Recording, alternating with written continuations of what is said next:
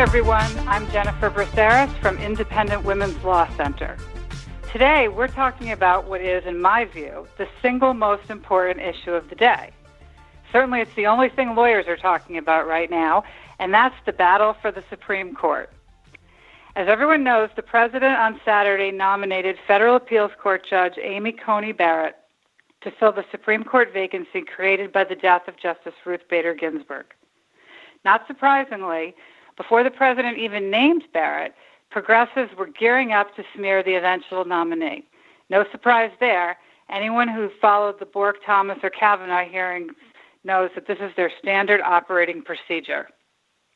Here to break down the Barrett nomination and all of its implications is Mike Davis, founder and president of the Article 3 Project, otherwise known as AP3, and the former chief nominations counsel for Senator Chuck Grassley.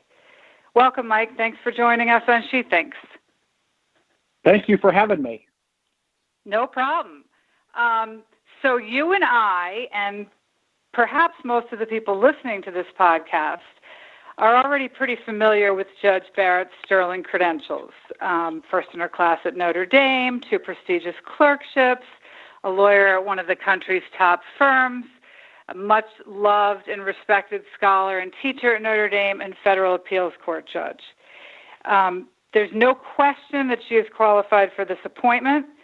The Republicans control the White House and the Senate. Why isn't that the end of the inquiry?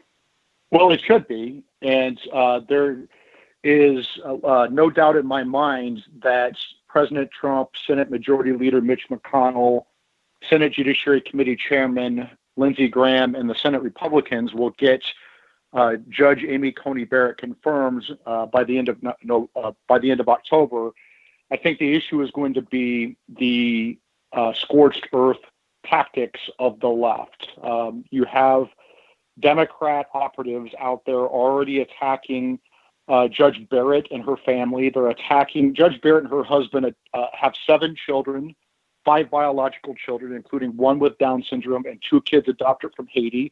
You have top Democrat operatives out there on Twitter attacking Judge Barrett and her husband for being racist because they adopted 2 Haitian children.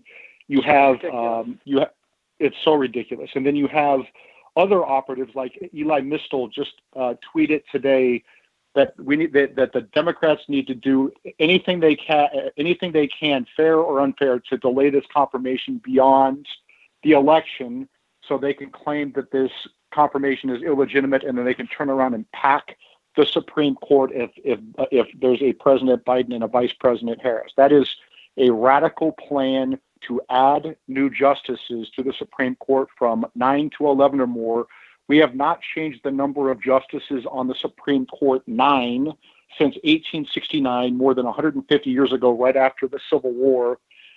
The late Justice Ruth Bader Ginsburg made the unusual move of coming out and publicly denouncing this radical scheme. It was too radical even for the lioness of the left, one of the most liberal justices on the Supreme Court.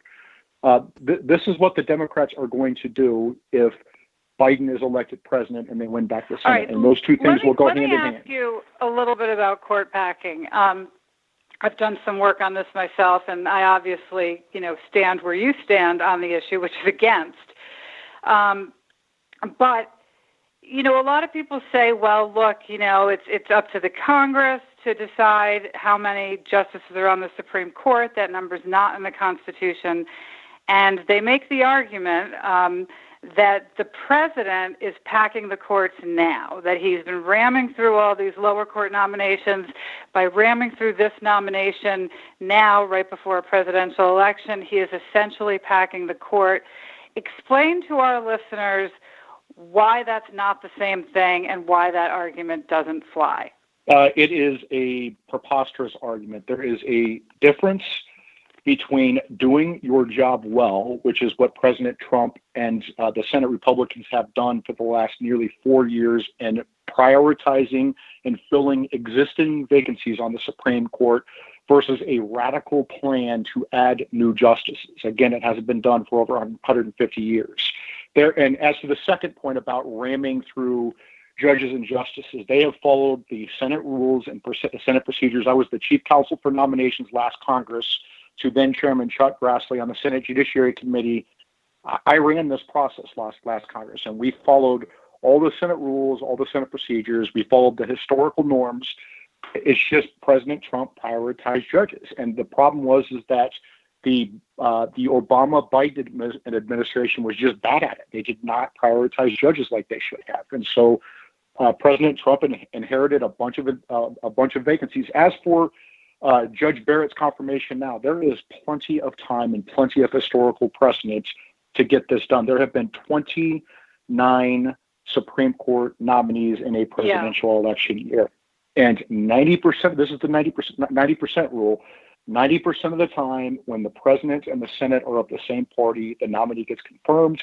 90% of the time when the president and the Senate are of different parties, the nominee does not get confirmed. It's how elections have consequences. The president said this at the debate last night. He is the president for the full 4 years of his presidency. And does anyone in their right mind think that the Democrats would not fill this vacancy if they were in the same place as President Trump and Senate Republicans? No, of course they would. And indeed, President Obama did just that when he had an opportunity to appoint somebody to replace Justice Scalia during an election year. He filled the seat. And frankly, I didn't object to that at the time. That was his constitutional prerogative. It was the Senate's constitutional prerogative to decide what they wanted to do with that nomination, vote up, vote down, or hold it. All of those choices are legitimate and within, the rules and within the norms of how it's supposed to work. So this is really no different than that. But of course, you hear all the time, on mainstream media, people talk about how Lindsey Graham and Mitch McConnell are hypocrites because they said you couldn't do this in an election year, and they're just eating their words. I want to ask you, why didn't they say at the time, because I think they had every right to hold the Garland's nomination, but why didn't they simply say, we have the votes to hold it, so we're going to hold it? Why did they make a big hoopla about the election, which I understand what you're saying, that it's a little bit different now because the White House and Senate are controlled by the same party, and you can make all those arguments. But just knowing that somebody with a microphone and a tape recorder was going to try to twist that framing, that messaging, and bring it back to haunt them, why didn't they just say, you know what, exercising political power is that's the way it works. There's nothing illegitimate about that. Well, it's again, they're following the 90% rule. The 90% rule would say that you wouldn't move forward with Judge Garland's nomination because 90% of the time they wouldn't because it's opposite party. This time, 90% of the time you would because they're the same party. And I would say that Democrats who are crying about norms, crying about that, traditions and norms and broken glass, that's very rich considering that they nuked the legislative filibuster, the filibuster in 2013 to stack the D.C. circuit with Obama-appointed liberals, meaning they lowered the vote threshold from 60 to 51. They went after Clarence Thomas. They went after Judge Bork. They accused Justice Kavanaugh of serial gang rape this last time, and now they are threatening. And this was long before Justice Ginsburg passed away. In the 2020 Democrat platform, they have explicitly in their platform that they're going to do court packing. They call it court restructuring, which is swamp speak for court packing. Joe Biden last night at the debate said that it is his platform, it's his policies, it's his party. He is advocating for this. He is advocating for court packing. So they are going to pack the Supreme Court if Joe Biden wins the presidency, and now they're going to complain about norms. Remember, Joe Biden, Chuck Schumer, and many leading Democrats back in 2016 said it was the president's constitutional duty to nominate someone and the Senate's constitutional duty to consider that nominee. So if it's your constitutional duty 4 years ago, there's not a Trump derangement syndrome clause in the Constitution. It's still that same constitutional duty now. And indeed, this wasn't, court packing wasn't the only thing that Ruth Bader Ginsburg spoke out against. She also spoke out at the time when Merrick Garland was appointed, she spoke out saying that the president was elected for 4 years and that the president has every right to appoint up until the time he leaves office. She said that pretty clearly. Shouldn't we honor her wishes? Yeah, I mean, I think it's very clear that Vice President Biden, Senator Chuck Schumer, many Democrats now who can defend their words are very clearly on the record saying that they should move forward with a Supreme Court nomination even in a presidential election year.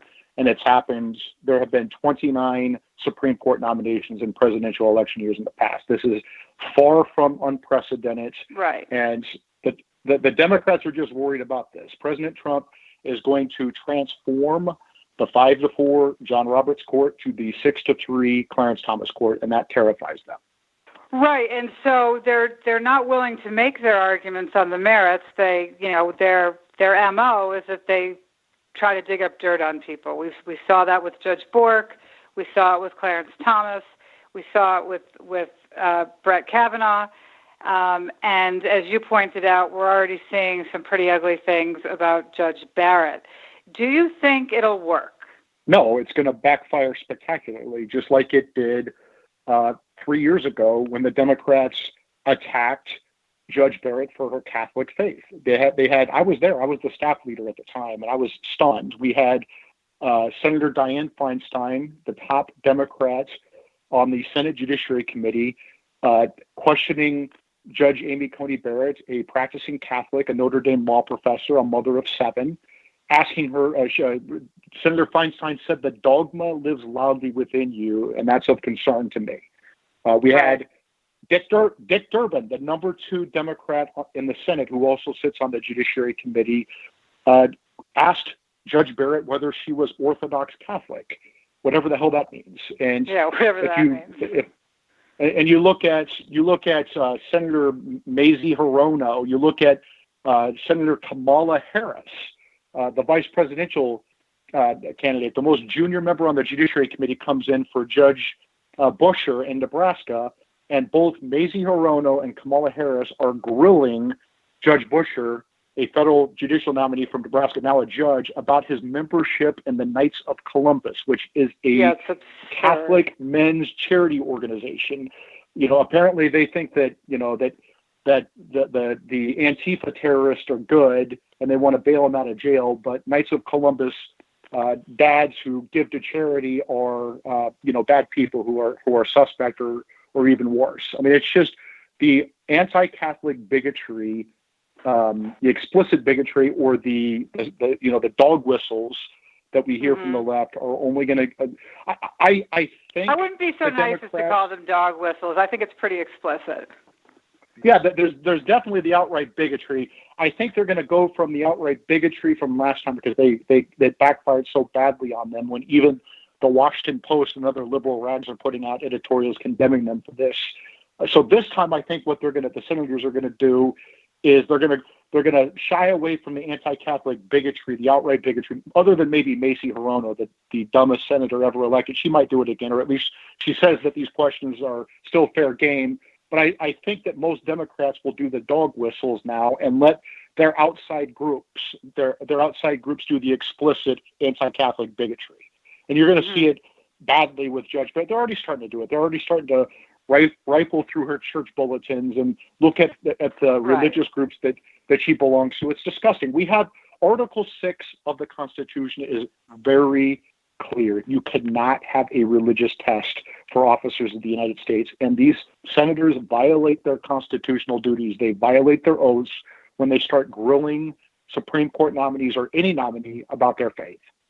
And think about this. Do you think that they would ever question a Muslim nominee about their faith and, the details of their faith? Heck no, they wouldn't, and they shouldn't. And so why are they doing it to Catholics? Yeah, no, they certainly shouldn't. Let's talk a minute. You mentioned Senator Harris and her role on the Judiciary Committee last time in the last Senate. Of course, she's now the vice presidential nominee. What kind of theatrics would we expect to see from her? I mean, I can only imagine she's going to try to dominate the entire proceeding and use it as an advertisement for the quote-unquote Harris administration, as she's been known to call it. Well, I welcome that. I was just on Martha McCallum's show last night on Fox, and we talked about this very issue. Kamala Harris is a gift to Republicans and conservatives. Anytime that she gets involved on these first of all, she doesn't show up to work. Go look at her attendance record. She has horrific attendance because she's been running for president since about day one that she walked in the door of the Senate. So, I'm surprised that she can even find the committee hearing room. But to the extent, if she does find it, she's amazing for us when she shows up. Remember, at the first Kavanaugh hearing, before Michael Avenatti's serial gang rape allegations, Kamala Harris interrupted Chairman Chuck Grassley, my former boss, within 8 seconds of the opening of his remarks. 8 seconds. Like, he's the nicest. He is the nicest man in the Senate, and I think Democrats and Republicans would agree with that. She's interrupting him within 8 seconds with wild screaming and ranting and raving about documents. And then She continued during that hearing. She grilled then Judge Kavanaugh about, Russia collusion garbage, asking him if he was colluding with some New Jersey lawyer at some New Jersey law firm about the Mueller probe. Just utter baseless nonsense. And then again, like I said, she attacked the Judge Busher from Nebraska on his involvement with GASP, the Knights of Columbus, that domestic terrorist organization that takes those Catholic men who give gifts to children and provide mentorship and they give out Tootsie Rolls at the end of Mass. They are generous with people who need the generosity, and that is suspect in Kamala Harris's eyes. So I hope she shows up. I hope they make her front and center. I don't know who would be a bigger asset to conservatives, AOC or Kamala Harris. I'm still trying to decide. Okay. Well, one thing I think is interesting is I know you've talked about how the issue of the Supreme Court, but judicial nominations generally, has helped conservatives in the past, has helped the Republican Party in the past. It certainly helped in the 2018 midterm election after Kavanaugh.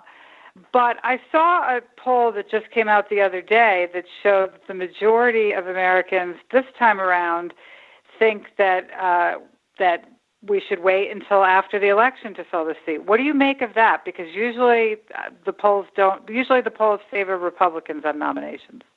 So then candidate Donald Trump won an upset victory in 2016 in large part over a Supreme Court fight. In that case, it was the vacancy created by the passing of the late, great Justice Scalia. In 2018, when it should have been a great year for Democrats, the Democrats won the House of Representatives. The Senate Republicans had 4 incumbents booted out of office by their voters over a Supreme Court fight. In that case, it was Justice Kavanaugh's confirmation. So I welcome a Supreme Court fight over this election. I think it should be front and center. Okay, but how do you explain this poll? This is a Monmouth poll from September 28th that found 51% of voters disapprove of efforts to fill the seat before November 3rd, and 53% say the Senate should hold off on confirmation hearings until after the election. What do you? Yeah, I mean that's a poll. Driving that? That's a poll largely before you have a nominee out there. That's an abstract poll. And if you have a nominee out there like Judge Amy Coney Barrett, this 48-year-old, very accomplished judge on the Seventh Circuit, the ABA last time, the Liberal American Bar Association last time said that she was well qualified to serve, which the Democrats pretend is their gold standard, or at least they claim is their gold standard. She's been a Notre Dame law professor for 18 years. We talked about her credentials at the beginning. She clerked for the late great Justice Scalia, who schooled her in the judicial philosophies of textualism and originalism. She's going to be a very popular nominee. People are going to like her. They're going to like the fact that she is an everyday American. It's a matter of people getting to know her, that in theory they might oppose the idea, but once they get to know Judge Barrett, they'll see that she's so eminently qualified. How could the Senate not confirm her? I mean, I hope that's what happens. Correct. And frankly, you have to look at the races where it matters, the states where it matters, the swing states. This nomination is going to play very well for conservatives in swing states. Places like my home state of Iowa. Yes, that's exactly what I was going to ask you next. I was going to wanted to talk to you about certain races where Republicans are vulnerable, and I know you're not a political organization, but I'd just be interested in your view, having worked in the Senate. Joni Ernst, Martha McSally, Susan Collins, 3 important Republican women in the Senate, important voices for the rule of law. You think this nomination will help them? I know they're all in tight races. Yeah, I mean, I think this nomination definitely helps Joni Ernst in Iowa, my home state. We even saw last time during the Kavanaugh fight that there was a Kavanaugh effect that helps Kim Reynolds, our governor in Iowa.